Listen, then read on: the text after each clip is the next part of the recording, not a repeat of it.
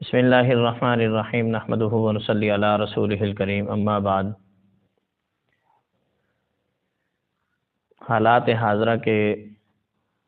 کچھ واقعات جو کبھی کبھار رونما ہوتے ہیں، ان کے اوپر بات کرنا اور اس کے اوپر لوگوں کی رہنمائی کرنا کبھی کبھار ضروری ہوتا ہے۔ پچھلے دنوں پنجاب کے اندر ایک ادارے کا واقعہ تھا، واللہ عالم اس کی حقیقت کیا ہے، لیکن جمعہ کے موقع پر اس کے مثبت اور منفی پہلو جتنے بھی ہیں ان کو ڈسکس کیا گیا۔ ابھی حال ہی میں کراچی کے ایک مدرسہ احسن العلوم جامعہ عربیہ احسن العلوم کے نام سے، جو کہ مشہور مفتی اور عالم اسلام کی عظیم روحانی اور علمی شخصیت حضرت مولانا مفتی ظفرعلی خان صاحب رحمۃ اللہ علیہ کا ادارہ ہے۔ ان کی وفات کے بعد ان کے بیٹے حضرت مولانا انور شاہ صاحب دامت برکاتہم نے اس کی ذمہ داریاں سنبھالی ہیں، اہتمام کو سنبھالا ہے۔ اللہ رب العزت مولانا انور شاہ صاحب دامت برکاتہم کی علمی اور ملی خدمات کو قبول فرمائیں اور علم میں عمل میں برکت عطا فرمائیں۔ یہ میں اس وجہ سے کہہ رہا ہوں کہ تقریباً ایک ہفتہ ہو گیا ہے، آج جمعرات ہے اور 24 تاریخ ہے اکتوبر کی 2024۔ ایک ہفتہ پہلے پچھلی جمعرات کا یہ واقعہ ہے کہ ایک طالب علم کے ساتھ ان کا معاملہ ہوا کلاس کے اندر۔ طالب علم رولز کے جو ایک طریقہ کار ہوتا ہے اس کے خلاف ہو جاتا ہے، اسٹوڈنٹس کر لیتے ہوتے ہیں اداروں کے اندر کلاسوں میں بیٹھ کر، کوئی نہ کوئی غلطی ہو جاتی ہے اسٹوڈنٹ سے، چڑھتی جوانی ہوتی ہے، اس میں غلطیاں بھی ہو جاتی ہوتی ہیں۔ تو وہ جب اسٹوڈنٹ سے طالب علم سے غلطی ہوئی ہے تو حضرت مفتی صاحب اس کے ساتھ ناراض ہوئے، کوئی سزا کے طور پر تادیباً مارا بھی ہے یا جو بھی بہرحال معاملہ تھا۔ ابھی انہوں نے اپنے معاملے پر جس انداز سے معافی مانگی ہے، میں سمجھتا ہوں کہ یہ معاملہ امت مسلمہ کے ہر فرد کے لیے ایک مشعل راہ ہے۔ جس انداز سے میں نے ان کو دیکھا، جس انداز سے پروپیگنڈا کیا جا رہا تھا اور جس انداز سے ان کو ان کی شخصیت کو منفی انداز میں پیش کیا جا رہا تھا، میں نے بھی تبصرہ کیا تھا۔ ایک جگہ پر کسی نے مفتی صاحب کے بارے میں لکھا ہوا تھا تو میں نے بھی اس کے اوپر سخت الفاظ لکھے تھے۔ بہرحال میں مفتی صاحب سے اس بات پر معذرت چاہتا ہوں، اور یہ ممکن ہے یہ ہونا بھی چاہیے تھا کہ ایک جو تاثر مل رہا تھا علماء کے بارے میں، مدارس کے بارے میں، اس تاثر کی روک تھام بھی کرنے کی ضرورت ہوتی ہے۔ لیکن یہ غلط فہمی میں جہاں ان سے غلط فہمی ہوئی، ہم سے بھی ہو سکتی ہے، کسی سے بھی ہو سکتی ہے۔ تو بہرحال مفتی صاحب نے پھر جس انداز سے اس طالب علم کو اپنے گلے لگایا، سینے سے لگایا، معافی مانگی اس سے، آج کے اس دور میں سمجھتا ہوں پرفتن دور کے اندر نبی کریم صلی اللہ علیہ وسلم کی اس سنت زندہ فرمائی ہے جو آپ علیہ الصلوۃ والسلام نے آخری مرتبہ جب ممبر پہ تشریف لائے تھے اور فرمایا تھا مجھ سے جس نے بدلہ لینا ہے وہ لے لو، جس کا میں نے کوئی قرضہ دینا ہے وہ مجھ سے لے لو۔ تو یہ ہیں امت مسلمہ کے وہ لیڈر اور وہ رہنما جو نبی کریم صلی اللہ علیہ وسلم کی سنت کو زندہ کیے ہوئے ہیں، اور اس پر مفتی صاحب دامت برکاتہم کو ہم دلی طور پر سلام عقیدت پیش کرتے ہیں کہ یوں نہیں ہے کہ وہ اپنی نشست پر مفتی صاحب بیٹھے رہے اور یہ کہا کہ بیٹا مجھے معاف کر دو، مجھ سے غلطی ہو گئی۔ نہیں، مفتی صاحب ایک علیحدہ صوفے پہ بیٹھے ہوئے ہیں، علیحدہ نشست پہ بیٹھے ہوئے ہیں، وہ درمیان میں ایک اینکر بیٹھے ہوئے، یوٹیوبر ہیں وہ بیٹھے ہوئے ہیں، دوسری طرف وہ طالب علم بیٹھا ہوا ہے۔ مفتی صاحب اپنی جگہ سے اٹھ کر آئے، اس طالب علم کو سینے سے لگایا اور اس سے معافی مانگی، اور مفتی صاحب فرماتے ہیں کہ اس کے حالات کا مجھے علم نہیں تھا. یہاں سے ایک اگلا پہلو میری گفتگو کا شروع ہوتا ہے کہ مجھے اس بچے کے حالات، طالب علم کے حالات کا پتہ نہیں تھا کہ وہ کس حالات میں اس وقت زندگی گزار رہا ہے، مجھے اس کا علم نہیں تھا. یہاں میں کچھ چیزیں جو ہے وہ اہل مدارس اور مدارس کی قیادت کے حوالے سے گزارش کروں گا، اور میں پیشگی معذرت چاہتا ہوں اگر مجھ سے کوئی سخت جملہ نکلے زبان سے. تو میری کوئی مجال نہیں ہے، میرے اکابر ہیں، ہمارے اساتذہ ہیں، میں ان کے سامنے میں کیا بات کر سکتا ہوں، جیسے سورج کو چراغ دکھانے کے برابر ہے یہ. لیکن میں نے ابھی 7-8 سال میں 2016 میں میری فراغت ہے جامعہ اسلامی امدادیہ فیصل آباد سے. اس وقت سے اب تک جن حالات کو میں نے فیس کیا ہے، جن حالات کو میں نے آبزرو کیا ہے، وہ حالات میں اپنے اکابر کے سامنے شیئر کرنا چاہتا ہوں تاکہ سسٹم میں جہاں غلطی ہے اس کو ٹھیک کیا جائے. ایک بات تو یہاں یہ ہے کہ ہم طالب علم مدارس کے اندر جب آتے ہیں نا، تو یہاں زیادہ تر تعداد مدارس میں غریب طلباء کی ہوتی ہے، کمزور طلباء ہوتے ہیں، اتنا خرچہ نہیں ہوتا کہ وہ اپنا اخراجات وہاں رہنے کے پورے کر سکیں. تو جب یہ صورتحال ہوتی ہے تو پھر بعض جگہ پر مدارس میں کوئی ہوم ٹیوشن تلاش کرتا ہے، کوئی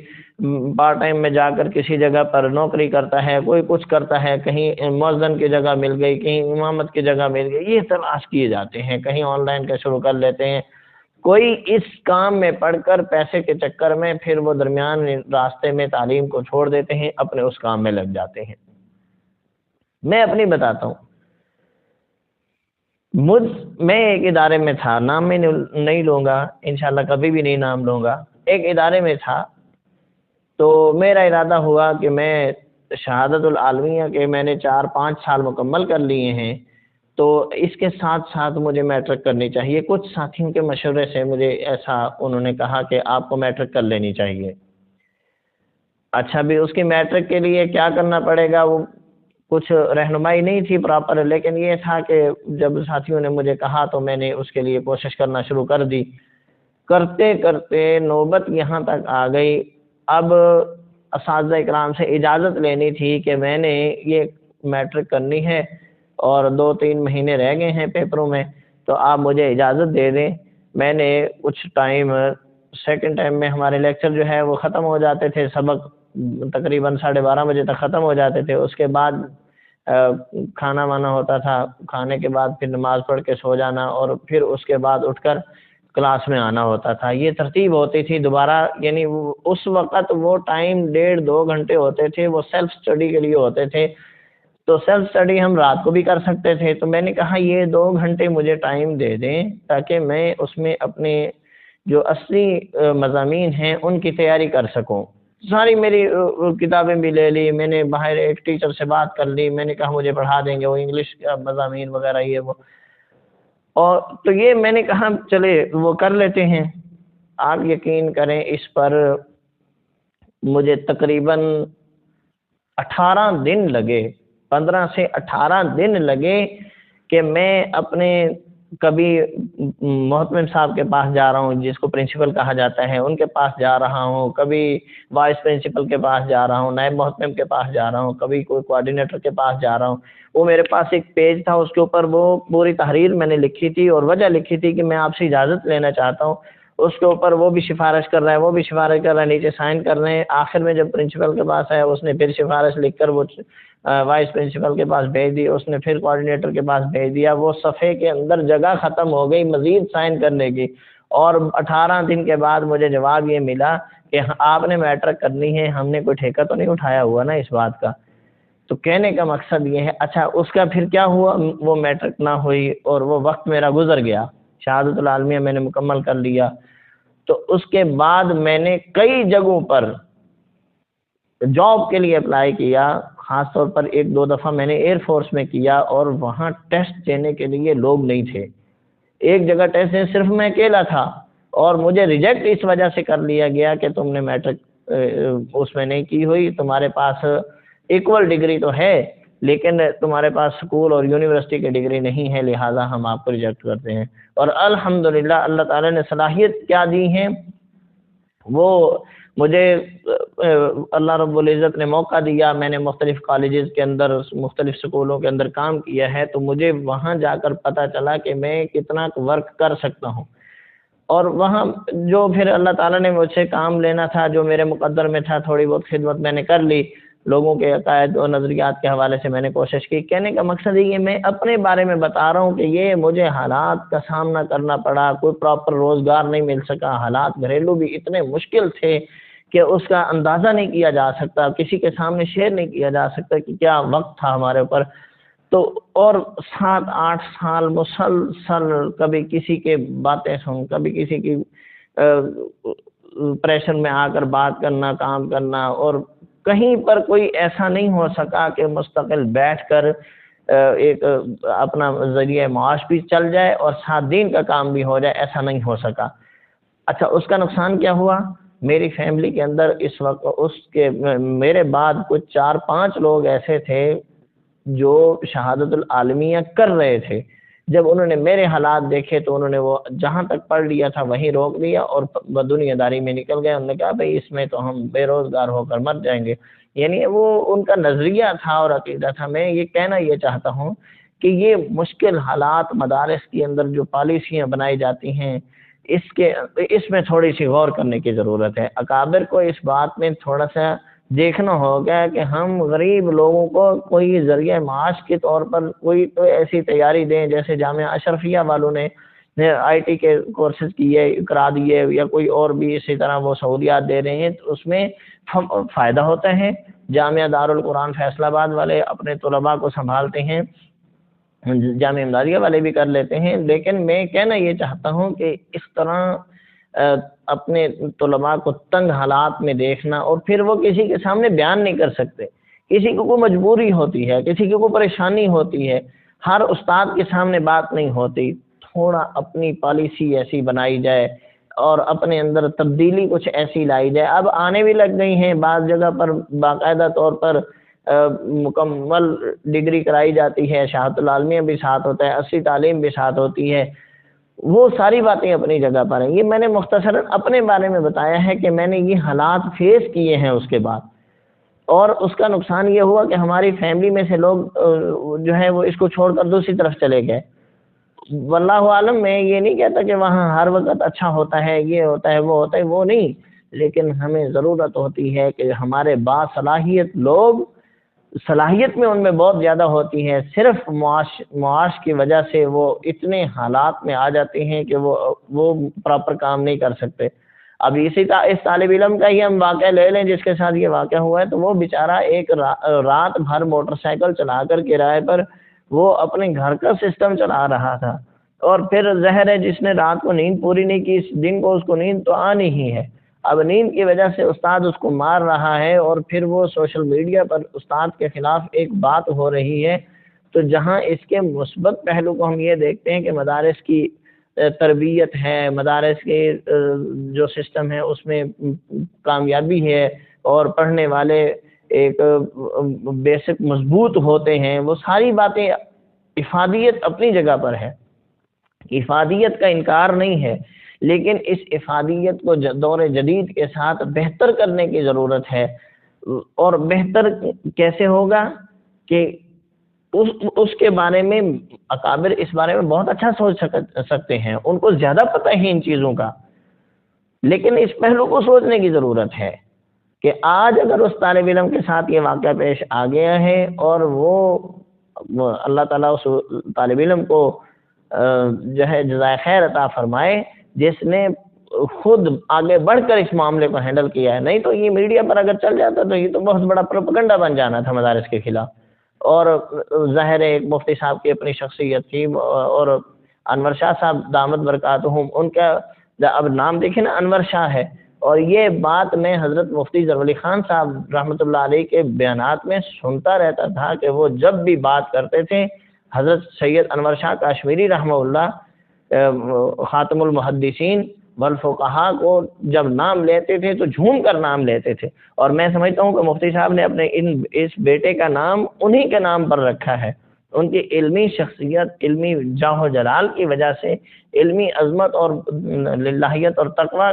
طہارت کی وجہ سے انہوں نے وہ نام اپنے بیٹے کو وہی نام دے دیا، حالانکہ خود سید نہیں ہے لیکن نام وہی دے دیا اپنے بیٹے کو، جیسے انور شاہ، تو پورا کا پورا نام وہی بیٹے کا رکھ دیا، علمی وقار کی وجہ سے رکھا، اور اللہ رب العزت نے بیٹے کو صلاحیت بھی عطا فرمائی، علم بھی عطا فرما دیا۔ اب وہ مسند حدیث پہ بیٹھے ہوئے ہیں تو ان کے خلاف ایک پروپیگنڈا کھل جانا تھا، تو یہ اس طالب علم نے ہمت کی، اور خود پھر مفتی صاحب نے ایسا کام کیا کہ میں تو ذاتی طور پر مفتی صاحب کا بہت معتقد ہو گیا ہوں کہ انہوں نے جو کھڑے ہو کر اپنے ایک بیٹے کو، باپ بیٹے میں اختلاف ہو جاتا ہے لیکن باپ کے وسعت ظرفی دیکھیں کہ انہوں نے اٹھ کر اپنے بیٹے کو سینے سے لگا لیا، بھی چلے بیٹا مجھ سے غلطی ہو گئی، میں آپ سے سوری کر رہا ہوں۔ یہ کہیں نہیں ملتا۔ ہم کالجز میں دیکھتے ہیں استاد نے کوئی بات کی، جلدی پہنچو جی ایف آئی آر کراؤ استاد کے خلاف، استاد کو گرفتار کراؤ جی، اس نے ہمارے بیٹے کو ایسے کہہ دیا، اس نے یہ کر دیا، وہ کر دیا۔ والدین بھی وسعت ظرفی والے ہیں، اولاد بھی وسعت ظرفی، اور یہ سارا کچھ وہ بچہ، وہ طالب علم جس دور حدیث شریف کا طالب علم ہے، وہ استاد سے جب سوری کر رہا ہے عاجزانہ انداز میں، یہ طالب علم کا کمال ہو یا نہ ہو، لیکن یہ سسٹم کا کمال ہے، مدارس کی عظمت کا کمال ہے، مدارس کی تربیت کا کمال ہے۔ تو کہنے کا مقصد یہ ہے کہ مدارس کو اپنی پالیسی کے اندر اس بات کو مد نظر رکھنا ہوگا کہ جو کمزور اور اس طرح غریب طلباء ہیں، ان کی ضروریات جیسے کھانے پینے کی پوری ہو رہی ہیں، باقی ہو رہی ہیں، پتہ نہیں وہ کیسے حالات سے گزر رہے ہوتے ہیں، اس بات کو مد نظر رکھنا چاہیے کہ اگر وہ اپنا کوئی کام کرنا چاہتے ہیں، سیکنڈ ٹائم میں کوئی کام سیکھنا چاہتے ہیں تو اس میں ٹائم کی گنجائش ان کو دینی چاہیے، اور اسی طریقے سے ان کے علمی جو کمی پیشی ہے اس کو دور کرنے کے لیے ایک پراپر پالیسی بنانی چاہیے تاکہ وہ سیلف اسٹڈی بھی پوری ہو جائے، یعنی تکرار مطالعہ بھی پورا ہو اور اسباق بھی متاثر نہ ہوں، اور ساتھ میں ان کے پاس جب وہ وہاں سے پڑھ کر جائیں تو وہ دین اسلام کے تحفظ کے لیے کسی نہ کسی میدان میں جا کر کوئی کام کر سکیں۔ اور یہ جو کہا جاتا ہے کہ وہ کسی جگہ سبزی منڈی میں کام کر لیں، وہ یہ کر لیں، وہ کر لیں، آپ کی باتیں ٹھیک ہیں، تجارت کر لیں، لیکن وہ ساری چیزیں تب آتی ہیں جب ان کو تجربہ ہو، ان چیزوں کا علم نہیں۔ میں نے خود سبزی منڈی میں کام کیا، مجھے پتہ ہے کہ اس کا تجربہ نہیں ہوتا، پتہ ہوتا نہیں ہے کام کرنے کا، اور جو سسٹم ہے اس وقت ہمارے ہاں تجارت کا وہ انتہائی بھیانک ہے، اس کے مار دھاڑ کے کام بہت زیادہ ہیں۔ وہ علماء کو جس وقت گھاٹا پڑ جائے پھر کسی جگہ سے قرضہ لے کر پھر کسی طریقے سے اس کو مینیج کرنے کی کوشش کرتے ہیں، پھر وہ قرضہ واپس لوٹانا، لوگوں کی گالیاں ہوتی ہیں، دست و گریباں ہوتے ہیں، یہ سسٹم بدنامی کا ذریعہ بنتا ہے۔ اس کے لیے میں آخر میں پھر یہ کہوں گا کہ غریب طلباء کرام جو بالکل جن کا سہارا نہ ہو، ان کے لیے کوئی نہ کوئی کوشش کرنی چاہیے۔ اس کی ایک مثال میں آپ کو دیتا ہوں، مولانا منظور احمد مینگل صاحب، ڈاکٹر منظور احمد مینگل صاحب بہت بڑے عالم ہیں اس وقت، ان کے علم کو دیکھو تو انسان کی پگڑی زمین پہ گرے، اتنا اللہ نے ان کو نوازا ہے، لیکن ان کے پیچھے سپورٹ چیک کریں۔ شیخ سلیم اللہ خان صاحب رحمۃ اللہ علیہ کے بارے وہ بتاتے ہیں کہ حضرت شیخ مجھے کس انداز سے لے کر چلے، کہتے ہیں میں تو چرواہے کا بچہ ہوں، میں تو اتنا غریب تھا، میرے پاس کپڑے نہیں تھے۔ حضرت شیخ سلیم اللہ خان صاحب رحمۃ اللہ علیہ نے یہ درس دے دیا کہ اگر کوئی ایسا ہو تو اس کے ساتھ کسی نہ کسی مد میں سپورٹ کرنا، یا مدرسے کے اندر جو صاحب استعداد اسٹوڈنٹ ہوتے ہیں، طلباء ہوتے ہیں، ان کا کوئی ٹرسٹ بنا دیا جائے اس کے ساتھ، یا کلاس فیلو جو ہیں وہ اس بات کو فیل کیا کریں اور اس کے لیے کوئی کوشش کر لیا کریں، تاکہ یہ والی پریشانیاں جو ہیں وہ آنے والے وقت میں، نے اس طرح اسکول، کالج اور یونیورسٹی کے اسٹوڈنٹس کو دیکھا ہے، ایک اسٹوڈنٹ ایسا ہے وہ فیس نہیں پے کرتا، وہ کلاس والے مل کر فیس اس کی بھر رہے ہیں، کوئی ہاسٹل کا کرایہ نہیں دے سکتا، چلو بھی اس کا دو، جو کوئی کھانے وانے کا انتظام نہیں ہو سکتا، چلو بھی دو، پڑھ کر فری ہوا، جاب نہیں ملی، یار چلو اس کے لیے فنڈ جمع کرو اور اس کو کوئی نہ کوئی بزنس اور کوئی نہ کوئی کاروبار چلوا دو۔ یہ کام یونیورسٹیوں میں ہو رہے ہیں، کالجز میں ہو رہے ہیں، میرے خود دیکھے ہیں۔ تو اس کے لیے علماء کو میں متوجہ کرتا ہوں، ان کو بھی اس طرح کے کاموں میں آگے بڑھنے کی ضرورت ہے، جہاں وہ ملک کی مفاد کے لیے اور عوام کی فلاح کے لیے، انسانیت کی فلاح کے لیے، اسلام کے تحفظ کے لیے جد و جہد کر رہے ہیں، ان کو اس طرح کے فلاحی کاموں کی طرف بھی اپنی توجہ کو مبذول فرمانا چاہیے۔ تو اللہ رب العزت ہم سب کو عمل کرنے کی توفیق عطا فرمائے۔ میں یہاں پر یہ پھر کہوں گا کہ اگر کوئی بات میری سخت ہو گئی ہو اور علماء کرام کی شان کے خلاف ہو کوئی بات تو میں اس پر معذرت چاہوں گا، اور میں پھر آخر میں دوبارہ حضرت مفتی صاحب دامت برکاتہم کو خراج عقیدت پیش کروں گا، اور میں اپنی طرف سے سلامی عقیدت پیش کرتا ہوں۔ انہوں نے جس انداز سے وسعت ظرفی کا مظاہرہ کیا ہے، بہت محبت کی ہے اپنے طالب علم کے ساتھ، یہ دنیا کو دکھا دیا ہے کہ نبوی تعلیم کا اثر یہ ہے کہ اپنے غصے اور اپنی انا کو ایک طرف رکھ کر، اپنی سیلف ریسپیکٹ کو ایک طرف رکھ کر انسانیت کو احترام دینا کیا ہوتا ہے، وہ مفتی صاحب نے اپنے عمل سے دکھا دیا ہے۔ اس پر ہم مفتی صاحب کو سلام پیش کرتے ہیں۔ السلام۔